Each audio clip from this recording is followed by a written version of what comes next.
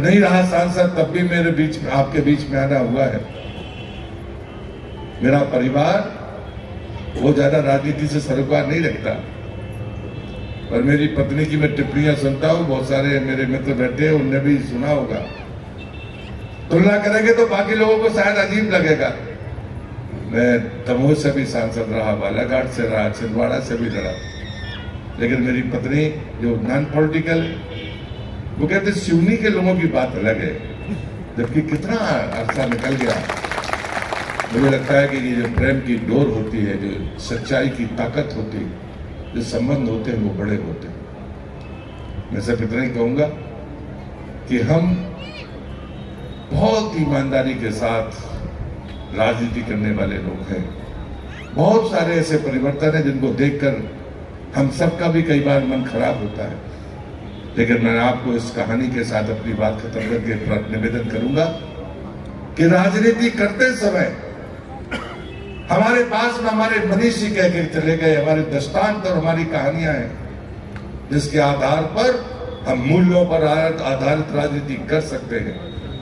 लेकिन सरकार के बगैर हम दुनिया में बहुत अच्छे काम नहीं कर सकते।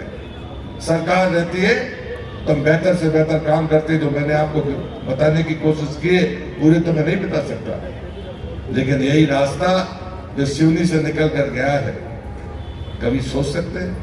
जब मैं पहली बार सांसद बना था, चुनाव लड़ रहा था, तो सिवनी से जबलपुर जाने में मुझे 6 घंटे लगते थे, 6.5 घंटे।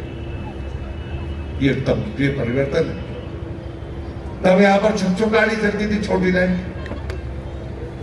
ऐसा नहीं कि बदलाव नहीं हुआ, बदलाव तो बहुत तेजी के साथ हुआ, बहुत तेजी के साथ होना है।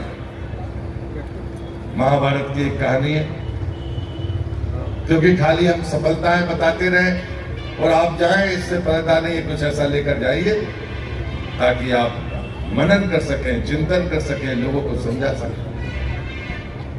एक बार कहते हैं कि महाभारत का सत्य घटना है, दृष्टांत है। अर्जुन युद्ध के लिए तैयार नहीं थे, तो कृष्ण ने कहा यह धर्म है, न्याय के पक्ष में तुम्हें लड़ना होगा। अर्जुन ने दलीलें दी कि जब मेरे संबंधी हैं, लाखों लोग मारे जाएंगे, इस युद्ध की क्या जरूरत है, छोड़ देते हैं, क्या जरूरत है, इस बात की जरूरत नहीं है। लेकिन कृष्ण ने कहते गीता सुनाई, अर्जुन तैयार हो गए। जब सेनाएं आमने सामने खड़ी हुई और युद्ध प्रारंभ होने वाला था, कृष्ण ने अर्जुन को रोका और कहा कि ये जो वृक्ष लगा है, इस वृक्ष पर जाओ, वहां पर एक पक्षी का घोंसला है, उसमें एक पक्षी और उसके 4 बच्चे हैं, उनको उठाकर इतनी दूर रखकर आओ कि युद्ध कितना ही भीषण हो, लेकिन उसकी आंच उन तक नहीं पहुंचनी चाहिए। अर्जुन तमतमा गए कि जब मैं युद्ध के लिए मना कर रहा था तो आप मुझे समझा रहे थे कि युद्ध के लिए तत्पर रहिए। मैंने आपको दलील दी थी कि लाखों लोग मारे जाएंगे, सगे संबंधी मारे जाएंगे, तब तो आपने चिंता नहीं की। आपको मनुष्यों के मौत की चिंता नहीं। और एक घोंसले में एक पक्षी के 4 बच्चे हैं, उसके लिए आप कह रहे हैं कि इतनी दूर रखकर आइए। जब जो कृष्ण ने कहा वो महत्वपूर्ण है, कोई कांग्रेसी तो यहाँ होगा नहीं, वो तो सुने तो अच्छी बात है।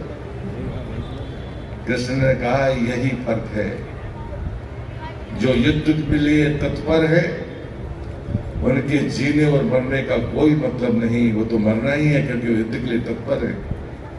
लेकिन जो युद्ध में शामिल ही नहीं है, जिसको युद्ध से कोई लेना देना नहीं, उसको अगर नुकसान होगा तो ये हिंसा होगी। इस हिंसा के पाप से हमें बचना चाहिए।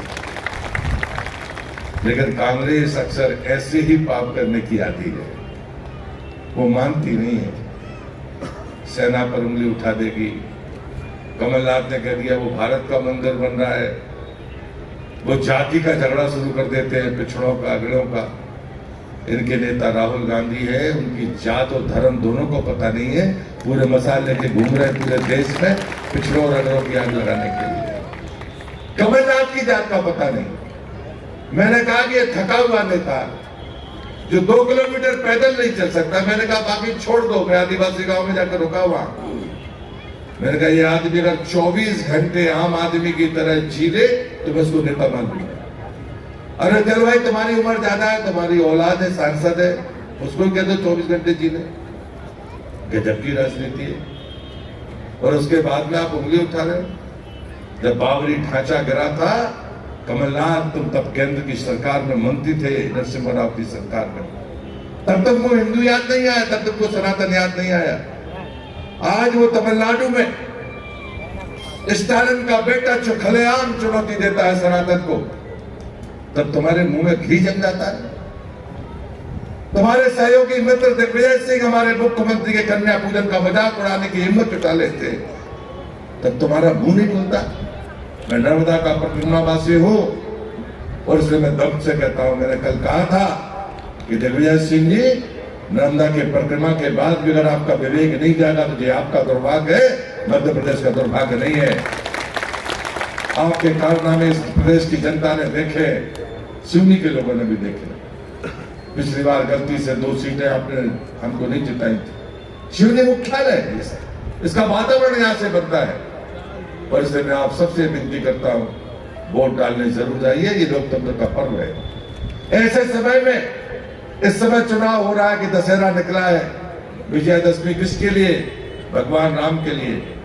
और ये कमलनाथ और उनकी सरकार और कांग्रेस के लोग सुप्रीम कोर्ट में कहते थे, एफिडेविट दिया है कांग्रेस को, इनकी केंद्र की सरकार ने, राम का अस्तित्व तो नहीं है। राम सेतु को तोड़ने के लिए तुमने आदेश दिया था। हमने आकर उसको, मैं उस देश का, उस सरकार का संस्कृति मंत्री हूं जिसने एफिडेविट बदला है। हमने कहा राम सेतु टूटेगा नहीं, ये हमारी आस्था का केंद्र है।